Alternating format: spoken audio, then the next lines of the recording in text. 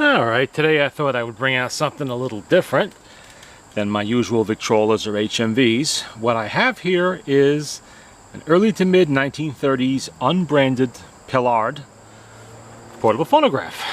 Now these were sold here in the US mostly in high-end department stores. I mean, Paillard used their mechanical parts were used by a lot of different manufacturers here in this country to produce portable phonographs. Not all were as fancy as this one. Some were a bit more basic, single spring, double spring motors.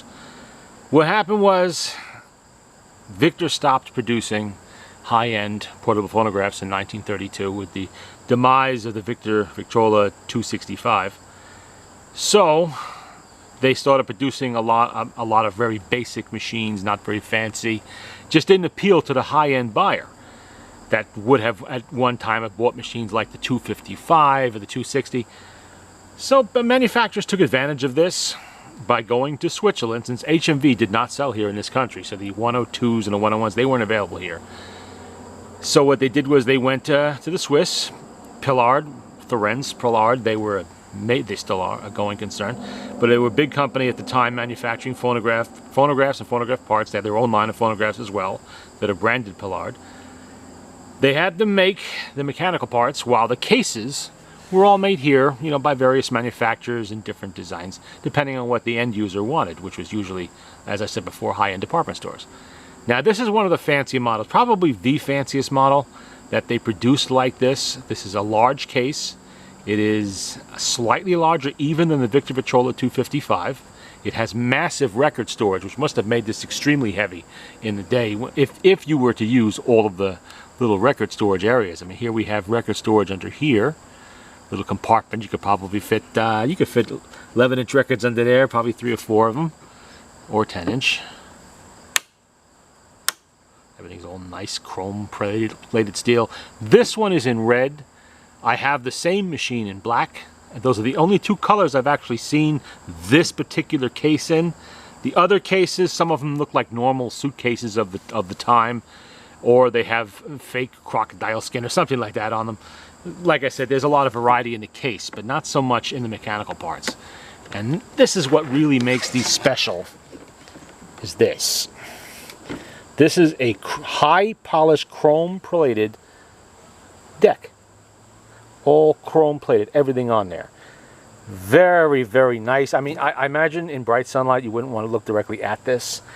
It has a horn that's equal in size to the 255. All metal. The entire motor deck is metal, including the horn. And it has the Paillard reproducer, although, as I said, it is unbranded. It doesn't have the Paillard logo on there or the name anywhere on the machine. But anybody familiar with Paillard phonographs would recognize these things immediately. Not all of these were chrome plated. Some of them were crinkle cut, you know, the crinkle finish gold or something like that. Like I said, a lot of variety. And let's see how it sounds. Oh, I should point out a few things about this machine first. There's no auto brake on these. Why they didn't use an auto brake, I'm really not sure, but they didn't use it. You have needle storage boxes. This is your spent needles. This is your good needles. You have the basic Paillard tone arm and fold-away crank handle that stays attached. Has the regular brake, but no auto brake. And I should put a needle on there, which is easy to do because we just go into the needle box here, needle cup rather. Put a needle in there, and you notice it has a duster on it. This is a duster. I don't think that was an aftermarket accessory. Now this has actual volume control. Highly unusual in a portable phonograph, but it had it. A simple sliding cover that can just block off the sound coming from the tone arm. It's right in the back here. I'll show that a little clearer later on. We got Piccolo Pete on here. That was Ted Weems in his orchestra. Let's hear how it sounds. This is a double spring motor in this machine. Some, and it's not big springs, but there are 2 of them. Some were single spring.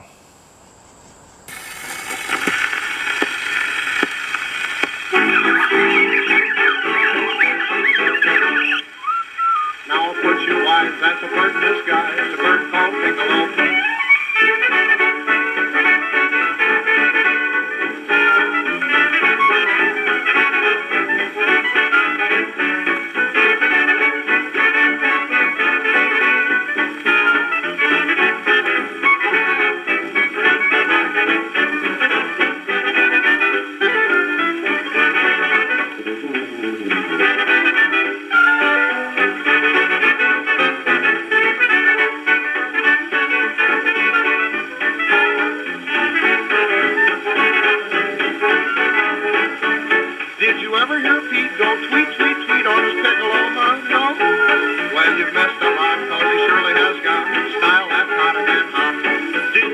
hear Pete go tweet, tweet, tweet on his piccolo? No? Well, you've missed the treat, cause his melodies sweet are the kind that could be beat. He can pick a high note, he can pick a low note, he can pick a blue note, he can pick a note that's a brand new note. Did you ever hear Pete go tweet, tweet, tweet on his piccolo? No? Well, I put you wise, he's a bird in disguise, a bird called Piccolo Pete.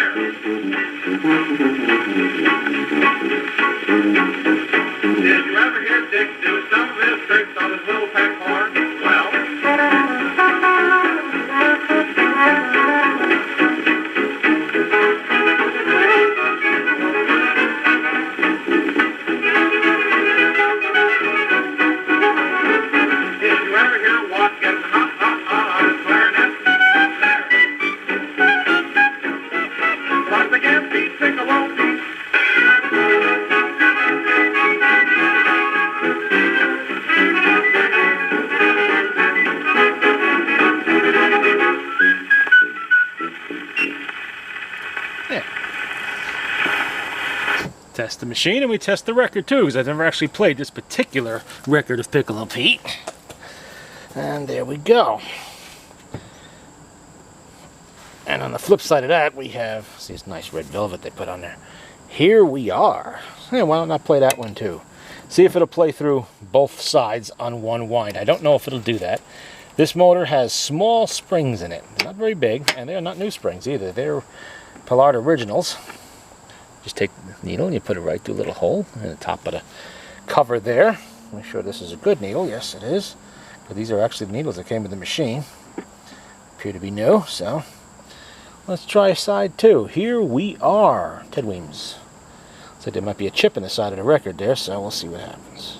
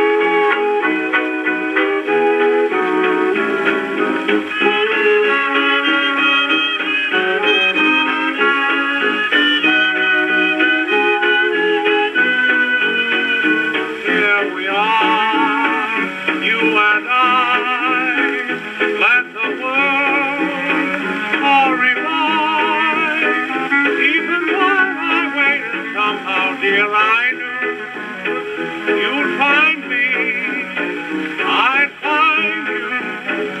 Here we are, alone together. What matter whether we wandered far? And though we haven't got a bank full, we can still be thankful that here we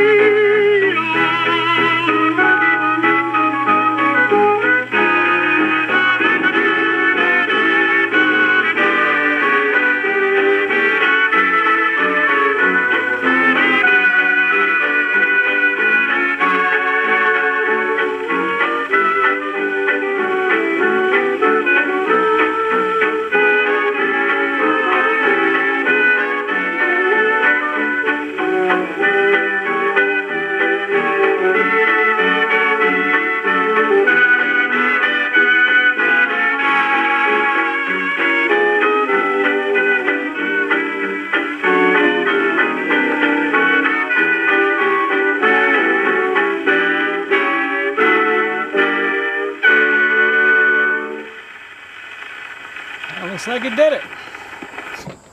And with power to spare too. Now the Paillard motor in there, this I mentioned before, is the 2-spring model. It is a marvel. It really is. The governor is adjustable like you wouldn't believe. You can really get a lot out of these. The one major drawback they have is they use a fiber gear on the governor. You know the fiber gear and the governor shaft rather. And what happens is that sometimes the material falls apart with age and exposure to oils and such like that. And then you end up with a machine that no longer plays because you don't have a gear in there. Now you can source this gear from other Paillard motors. They're a little hard. Nobody's reproducing them. So rule number 1, never allow oil or grease onto that fiber gear in there. Always take care of it. And if you ever have one of these machines, keep your eye on eBay to find a parts machine that may have that gear in there for you. It's worth the 40 or 50 bucks to get another machine in derelict condition if that gear is good, because you are not going to be able to find it too easily should you need it. That's the one major drawback to anything, you know, the Paillard machines. They're not the only machine that use the fiber gear by any means, but they're one of the harder ones to find one for, especially today. Maybe one day somebody will start making them out of brass or something like that. I mean, the whole point of the fiber was to reduce noise. That's all. And they did a pretty good job of it too, because this is not a noisy motor at all. It doesn't have much of a voice, as they say. Very quiet. And it's small. It's not that big at all. You know, it's portable sized. Sized for a portable, I should say. Unlike some of the other machines, which kind of had a large motor. And Victor was always famous for that. They liked those big cast motors in some of their machines. It kind of made them heavy. This is a pillar and plate motor in here. Very nicely done, very neatly done, and easy to work with until it comes time to adjust that governor. Then you're going to be there forever if you've disturbed it, because it has to be set just right. This one, of course, is set just right. I did it myself, so I know it's good. And the gear's in good shape. The springs are in good shape. There were no issues there. And it'll probably play for another 100 years. Who knows? Well, it's not quite 100 years yet, but it's getting there. And there you go. That's a look at a Paillard portable. Well, an unbranded Paillard. Let me make that clear. There is nowhere on this machine where it says Paillard. A lot of people, you'll see them on eBay. Sometimes is one on there now being sold as a Paillard. It's not. Paillard did not make this machine. They only made the metal parts. Just, you know, the mechanical parts, not the case itself. That was made by an outside manufacturer somewhere here in this country. Sometimes they put department store names on these things, and it was made to order for the customer, whatever the customer wanted. You want to put your name on it, they put your name on it. They didn't care. It was for the, Montgomery Ward or something. If they used these, I don't know if they did, they would have put it on there. Well, let's. Oh, and I also did mention there's record storage in the lid, in the usual fold-down compartment, and there's also clips, top and bottom, indicating that at one time this had some form of album connected it. Not the little silver tray there, chrome tray. That had the instruction manual, which is now missing, but there was some kind of an album in there on those clips. I don't know what kind, but something was there. So you could probably get another 10 or 15 pounds of records in this thing. It's just amazing how much you could store in this machine. I don't know who they thought was going to be carrying this around, but I suppose it must have had its appeal for, people who are going to be traveling for a long time and didn't want to take records in a separate container. All right, let's take a look, close-up look rather. Look at the camera here. At the machine. You see that big horn in there. That thing is big. I think I had a medium tone needle in there too, which reduced the volume slightly because, oh, and I didn't show you what the volume. I should have demonstrated the volume control. I still can. This is the volume control back here. You see how it opens and closes? Just like that. Let me turn that back on. We still have some juice in the motor. Just...